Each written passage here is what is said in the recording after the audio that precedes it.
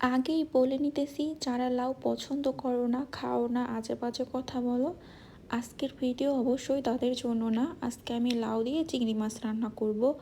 আমি অনেক খাবারই খাই না, বাট যেগুলো হালাল খাবার আমি খাই না, বাট অন্য কেউ খাইলে আমি ওইটা নিয়ে আজে বাজে কখনোই কোনো কথা বলি না।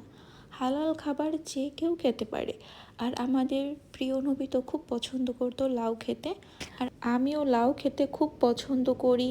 ডাল দিয়ে হোক, মাংস, মাছ, ভাজি, যেভাবেই দেখ না কেন লাউ আমার খুব পছন্দ। আর বিদেশে আসার পর থেকে বাংলাদেশি সবজির প্রতি অন্যরকম একটা ভালোবাসা কাজ করে। তোমাদের সাথে কথা বলতে বলতে কিন্তু লাউটা একদমই ছোলা শেষ, এবার কেটে নিব আমি। এই লাউটা কিন্তু অনেক বেশি ছোট, এটার দাম নিছে বাংলাদেশি টাকার 800 টাকার মতো। অনেক বেশি দাম এখানে আসলে লাউর। আমি এই লাউটা পুরোই রান্না করব, অনেক ছোট যেহেতু একবারই রান্না করে ফেলি। লাউ অনেকেই অনেক শেপে কাটে, আমি এভাবেই কাটতেছি, খুব সহজ মনে হয়েছে আমার এভাবে।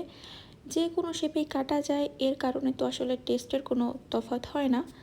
লাউ কাটা শেষ, দেখো দেখতে কত সুন্দর লাগতেছে। একটা প্লেটে আমি নিয়ে নিছি। আর এবার আমি চিংড়ি মাছগুলো কাটবো। চিংড়ি মাছ কাটতে কিন্তু বেশি সময় লাগে না, আমি জানি তোমরা আমার থেকে অনেক ভালো মাছ কাটতে পারো। আমি বেশি মাছ কাটতে পারি না, আমি পুরোটাই ফেলে দিব উপরের অংশগুলো। পিঠের এখানে যে রগটা থাকে এটা থেকে আমি ময়লা বের করে নিব, এই যে একটা ছুরির সাহায্যে। দেখতেই পাচ্ছ তোমরা এই যে ময়লা, আর এটার মাথার মধ্যে কেন জানি না কোনো ময়লা থাকে না এই চিংড়ি মাছের। তারপর আমি মাথায় ফেলে দিছি, এই দেখো কোনো ময়লা নাই, এটার মধ্যে শুধু ঘিলো। এই চিংড়ি মাছগুলোতে মাথার মধ্যে ময়লা থাকে না, অন্য যে জাতের চিংড়ি মাছগুলো হয় ওইগুলোতে ময়লা থাকে মাথার মধ্যে, আমি খেয়াল করে দেখছি।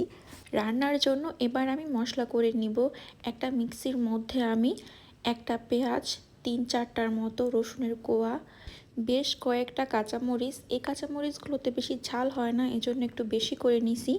আর এই যে চিংড়ি মাছের মাথাগুলো আমি ধুয়ে পরিষ্কার করে এবার এর মধ্যে দিয়ে দিব। এই চিংড়ি মাছগুলো ফ্রেশ যেহেতু, এর মাথা বেটে রান্নার মধ্যে দিলে অনেক সুন্দর একটা ফ্লেভার আসে, লাউয়ের মধ্যেও খুব ভালো একটা ফ্লেভার যাবে চিংড়ি মাছের। এবার রান্না করার পালা। 1/2 কাপ তেলের মধ্যে 1/2 কাপ পেঁয়াজ আমি একটু ভেজে নিব। আর এই যে মশলাটা কিন্তু আমি করে রাখছি এখানে। পেঁয়াজটা একটু নরম হতে থাক, এর মধ্যে আমি বাকি মশলাগুলো একটু মিশিয়ে নিব। দিয়ে দিলাম স্বাদ মতো লবণ, দিয়ে দিলাম হলুদের গুঁড়ো, মরিচের গুঁড়ো। আর তোমাদের দেখাতে ভুলে গিয়েছি, আমি কিন্তু এর মধ্যেই গোটা জিরে একসাথে ব্লেন্ড করে নিছিলাম, ওটা আমি স্কিপ করে গেছি। তোমরা কিন্তু দিয়ে দিবা মনে করে, যদি গোটা জিরেগুলোই ব্লেন্ড করা হয় তাহলে কিন্তু টেস্ট অনেক বেশি। আর তোমরা চাইলে গুঁড়ো যে জিরে ব্যবহার করি ওইটাও ব্যবহার করতে পারো। এই যে পেঁয়াজটা লাল লাল করে ভাজা হয়ে গেছে, এর মধ্যে এবার আমি মশলা দিয়ে দিব। এটাই ছিল মেন মশলা, আর কোনো মশলা নাই। এটা দিয়েই রান্নাটা একদম পুরো কমপ্লিট হয়ে যাবে। বাটিটা ধুয়ে পানি দিয়ে দিলাম, এই পানির মধ্যেই মশলাটাকে সুন্দর করে কষিয়ে নিব। মশলাটা সুন্দর করে কষিয়ে এবার আমি এর মধ্যে চিংড়ি মাছ দিয়ে দিব। চিংড়ি মাছ দিয়ে কিন্তু বেশিক্ষণ রান্না করব না, তাহলেই শক্ত হয়ে যাবে। 1/2 কাপ পানি দিয়ে আমি চিংড়ি মাছগুলোকে কষিয়ে নিছি মশলার সাথে। এবার আমি চিংড়ি মাছগুলো উঠিয়ে রাখবো। কিছু মশলা সহ গেলে সমস্যা নাই, বাকি মশলার মধ্যে আমি লাউ রান্না করব। চিংড়ি মাছগুলো এভাবে উঠিয়ে রাখলে ওভার কুক হয়ে যাবে না, খেতে ভালো লাগবে। ওভার কুক হয়ে গেলেই চিংড়ি মাছ কিন্তু শক্ত শক্ত লাগে, ভালো লাগে না খেতে।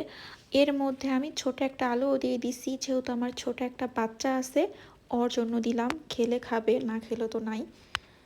এই মশলার মধ্যে আমি সুন্দর করে লাউটাকে কষিয়ে নিব একটু সময় নিয়ে। মশলার সাথে লাউ কষানোর পরে আমি দিয়ে দিলাম এখানে গরম পানি। বেশি পানি দিব না, আমি ঝোল রাখবো না বেশি, আর এই লাউটা সেদ্ধ হতেও বেশি সময় লাগে না, খুব মজা লাগে। এখানে লাউটা একটু মিষ্টি মিষ্টি হয়, খুব ভালো লাগে খেতে। 15 মিনিট রান্না করে নিলাম, লাউ আর আলু দুইটাই সেদ্ধ হয়ে গেছে। এবার দিয়ে দিব চিংড়ি মাছগুলো উপর থেকে। এই চিংড়ি মাছ দিয়ে আমি বেশিক্ষণ রান্না করব না, রান্না কিন্তু প্রায় হয়ে গেছে। হালকা একটু ঝোল ঝোল রাখছি, যেহেতু লাউয়ের তরকারি একটু হালকা ঝোল না রাখলে ভালো লাগে না। রান্না কিন্তু প্রায় শেষ। আমি এবার উপর থেকে কিছু টমেটো, বেশি করে ধনিয়া পাতা, 3-4টা কাঁচামরিচ চিড়ে দিব যাতে ফ্লেভার খুব ভালো আসে। আরও 5 মিনিট রান্না করে নিব। আর এখন কিন্তু দেখো ঝোল অনেকটাই ঘন হয়ে গেছে, তোমরা কারা কারা লাউ চিংড়ি পছন্দ করো অবশ্যই কমেন্ট করে জানাবে। ভালো থাকবে। আল্লাহ হাফেজ।